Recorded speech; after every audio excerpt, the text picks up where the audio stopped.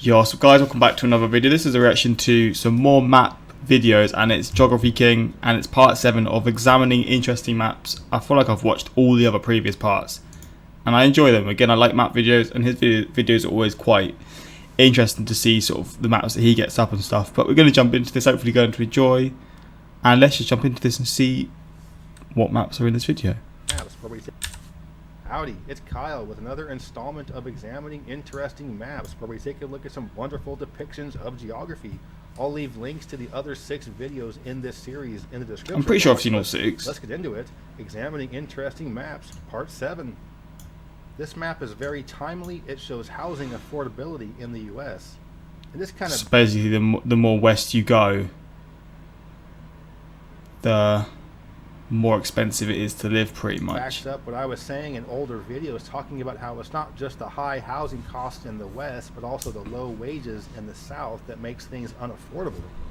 So okay, I didn't actually notice that. A lot of red. Those are some of the more scenic, some of the more pretty areas for the most part. And it's the same thing in the South. You look at the southern Appalachians along the Tennessee-North Carolina border. Most of the coastal Carolinas and pretty much all of South Florida is really expensive. But look at that big ocean of green near the Great Lakes and the Great Plains. Yeah, there's a lot. The Great Lakes and Great Plains regions tend to cost about the same as ones in the southeast, but there's what, Tornado Valley or whatever around this area, so there's still downsides and stuff like that. So you'll be able to afford a home, but it'll probably be ripped to shreds if once in 100 years or something. So wages are higher up north. And I expect to see in the next 10 years or so a migration reversal where people are moving back up to the northern cities and urban areas to get away from the expensive costs of the South. Yeah, it makes sense, to be honest. Here are satellite images over Phoenix from 1985. Is this like farming land and stuff? That's so wild. The growth is nuts. God damn. And from 2011. From 2085 and from 2011. This is 26 years, it's changed like that. What the hell? Imagine what it's like now. So you can see just how much land has been taken over by urban development. And this is over the course of only 25 years. Phoenix is one of those areas on that previous map that has very unaffordable housing. But as you can see by these images, they keep building more and more housing, and it still stays really expensive. It's also interesting to note just how much agricultural land there was in this area before. Yeah. Not a lot of water for crops, not a lot of water for people either. This map shows the U.S.-Mexico border and some of the towns that cross the border. Oh, there's a lot. Far west, San Diego and Tijuana. Downtown San Diego and the heart of the metro area is not right along the border, but downtown Tijuana is pretty close to the U.S. border. And then the small in this sort of scenario, would there be a lot of Mexicans that live in San Diego, and then a lot of Americans that live in Tijuana, and same with El Paso and Juarez or whatever?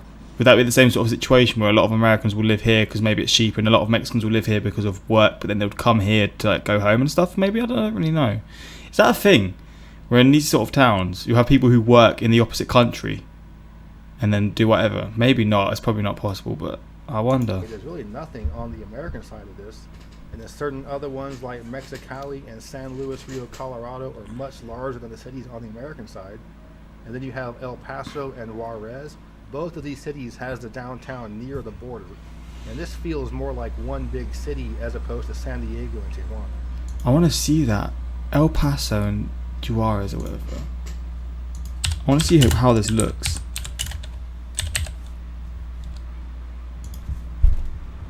The border. Is it the one that I've seen? The really famous border?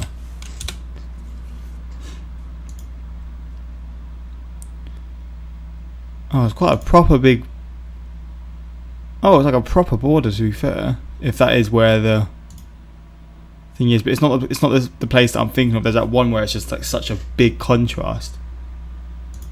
Yeah, it's not really showing me anything, but it's still interesting to see those like 2 cities, different countries that are literally like opposite each other, and then going down through and combined. Mostly smaller towns along the border until you get to Laredo.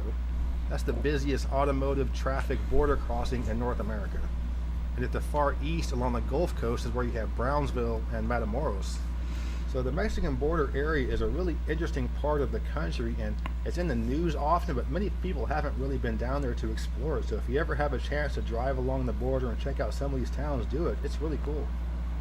This map depicts the county that is home to the highest point in each state. The green counties are ones in which the highest point is located wholly within that county, and the ones in purple are ones where the highest point in the state straddles a county line. One thing very interesting about this is that most states, their highest point is located in a county that borders another state. You look at this list, and only Alaska, Idaho, Utah, Colorado, Missouri, Arkansas, Louisiana, Wisconsin, Ohio, and Maine have their highest point in a county that is not along a state line or along a big body of water. Maybe it's to do with the fact that like a lot of the state lines will be decided by things like that stand out, maybe, possibly. And speaking of tall areas and stuff, this compares the lowest elevation in Colorado to the highest elevation in many other states. The lowest point in Colorado is literally the same as the highest. What? Point in Colorado is just over 3,300 feet, which is the highest low point in the U.S. That is higher than the highest point in 18 other states. Oh, wow. So yeah, Colorado be high. In the air. Now we'll take a look at a couple of maps depicting climate. This map was created in 2020, and what it shows is places that the climate of that place will be more like in 60 years. So for example, Portland, Oregon, by 2080, the climate will be much more like Sacramento, California than it is now. Damn. For Minneapolis, it'll be more like Kansas City or Wichita. Washington, D.C., much more like Little Rock or Dallas. Denver, more like the Texas Panhandle. And Los Angeles, more like Cabo San Lucas. And this is an interactive map you can do yourself. You can go to this website and make one of these maps yourself. You enter a city name and it will show you what city your climate will be like in 60 years. That's quite a cool map. I certainly won't be alive, but many of you will be. Check it out. I wonder what like the UK will be like. Nerds. This shows what the climate classifications would be if the Earth's rotation was backwards. It's not quite the same as just putting opposite climates in a certain area. So yes, the southeastern U.S. would be more desert, and the southwestern U.S. would be more humid subtropical, but that isn't the case all throughout the world. And this would be a big change for most people, but for people in Alaska or northern Canada, it's still really cold. This is ain't gonna change. It shows total known global tropical cyclones in the late 20th and early 21st centuries. God damn, they get it hard here in these island countries in Asia. So I guess Japan. Then you got like, I don't know what countries these are, but Thailand's here, I think. But yeah, just all these countries getting absolutely blasted. You got the two, South and North Korea, and then obviously you got like this side of the US, and then Florida and this side of the US too. But goddamn, they get it hard here, don't they? Flipping hell. You can see many more tropical cyclones. Wait, they get them in Australia? I didn't really assume it would be like that, but I guess it's in that sort of area, so whether they be called hurricanes or typhoons in the northern hemisphere, with Southeast Asia getting the brunt of most of the worst ones. You see significantly fewer cyclones in the southern hemisphere, but northern Australia does get hit with quite a few. And I do like that one random one off the southeast coast of Brazil. It's almost as if Mother Nature went down to southeast Brazil and was like, I'm going to try something out here. I'm not sure if this is going to work. She gave it a shot and was like, yeah. He tried it. But speaking of Brazil and Australia, here's how the two countries compare in terms of area. The two countries are similarly sized and similarly shaped as well, but Brazil's... It's so funny though, because obviously Brazil, so much of it is uninhabited by humans because of the Amazon, and then for Australia it's just so much desert. So they're big places, but a lot of it people don't live because of certain reasons. The population is about 9 times as much as Australia's. So basically the entire population of Australia is not much different than the Sao Paulo metropolitan area. Sao Paulo, god damn, 22 mil. Different ecosystems on the planet than the Amazon rainforest and the Australian outback. This map depicts the longest non-stop flight currently used in the world. Bro. So you see, the current longest one in the world is New York to Singapore. Oh my days, bro, I'm good. See, I'm going to be travelling from here. Wait, so there's one from here to Australia. Fuck me. I'm going to be going from here to here for my first ever flight in about a month. Actually, no, it's in like 2 weeks. Oh mate, I'm gonna be scared. But yeah, but seeing these, god damn, I would not enjoy this at New all. York to I Singapore. guess it's probably better going on a long flight than going on like two multiple flights, like having to stop and then get on the plane again. But yeah, it's interesting to see. And here's one for the flat Earth crowd. If you're flying to Singapore from Los Angeles, you'll start off going west. You also have a couple of very long flights from the UK to Australia. One goes to Perth on the west coast, and the other goes to Darwin on the north coast. I would imagine Oh, damn, Darwin, there's two. being a small town, is probably where they have the hub. Once you land there, you fly to any other town in Australia. Also, really long flights on this list are New York, Qatar, and Dubai to Auckland in New Zealand, and a very curious non-stop flight from Dallas-Fort Worth to Melbourne, Australia. Also interesting is that the flight from San Francisco to India goes to Bangalore. I would think the non-stop flight would go to either Delhi or Kolkata, and then from there you get on a flight to go somewhere else in India, as opposed to flying over the entire country essentially to get to Bangalore. I'm not sure if there's a disproportionate number of immigrants from that part of India in the US, but nonetheless, that's where the flight goes. Damn. Here's an area comparison size between Manhattan and Walt Disney World outside of Orlando, Florida. The purple outline is the outline of the Walt Disney World complex. God damn, As it's you can see, It's a little huge. bit bigger than all of Manhattan. Holy And if you've fuck. ever driven around the Walt Disney It's like a small town. Obviously, I've never been there, but and I know Disney World's going to be huge. But god damn, this is just Central Park here, right? Oh my days. World complex in that area, you know just how long it takes to get around there and just how much space it takes up on the map. It's so big, it would be like taking a subway from Jersey City to LaGuardia Airport. But yeah, Disney World be huge. Yeah, From the real massive. New York to the fake New York. If you're a gamer, you might recognize this map. This shows Damn the straight. fictional city of Liberty City from the Grand Theft Auto video games. This is the game's version of New York City. So if you look at the north-south oriented island in the middle of the map, that's called Algonquin, which is the game's version of Manhattan. At the south end is where you have a downtown and an island that has a version of the Statue of Liberty. You can see the version of Central Park in the north central part of the island. In the northeastern portion of the map is the part of town called Bohan, which is the game's version of the Bronx. It's a little more blue collar, a little more rough around the edges and industrial. The big island to the southeast, the northern part of that is called Dukes as opposed to Queens, and the southern part is called Broker as opposed to Brooklyn. At the far east end is the airport, and the far western island is Alderney, which is the game's version of New Jersey. A lot of folks thought that southern end of the New Jersey portion is actually supposed to be Staten Island, but because it's mostly industrial and warehousing kind of stuff, I don't think it's supposed to be Staten Island. I think it's supposed to be another part of New Jersey, and there really isn't a depiction of Staten Island in the game.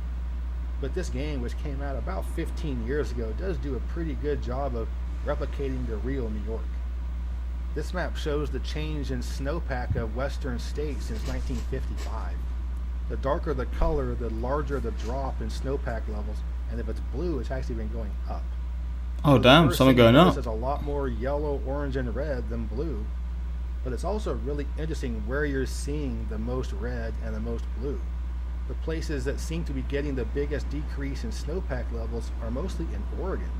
There's also quite a bit of orange and red in western Montana and central Idaho, as well as northern California and northern Nevada. Although quite surprisingly, honestly, is that the Sierra Nevada in central California is where you're seeing some of the least snowpack shrinkage. In fact, there's been some snowpack increase since 1955. But with that being said, the portions that are showing up red on this map tend to have much higher snowpack levels in the first place, so a bigger decrease. Still might have more overall snow, but just a bigger decrease in the amount of snowpack. The front range of the Rocky Mountains just west of Denver seems to be kind of like the southern Sierra Nevada and is doing okay.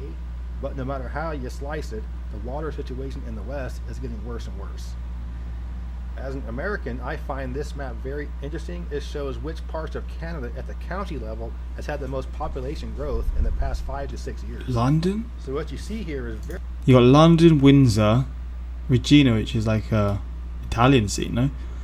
Calgary, Edmonton, Halifax, another English named city. very similar reflection to what you're seeing in the US. Damn. Big population decrease in some of the more remote rural areas, with most of the population increase That's just the whole world now, in isn't urban it? and suburban areas. However, just like in the US, some of the inner cities of the biggest cities are decreasing in population. although overall the urban population seems to be going up. It's also worth noting that a lot of Toronto Metro is decreasing in population, but all of Montreal Metro is going up in population. And that probably has a lot to do with the fact that Toronto is very expensive and Montreal is reasonably affordable compared to other big cities. But regardless of what it shows, this is a very pretty map.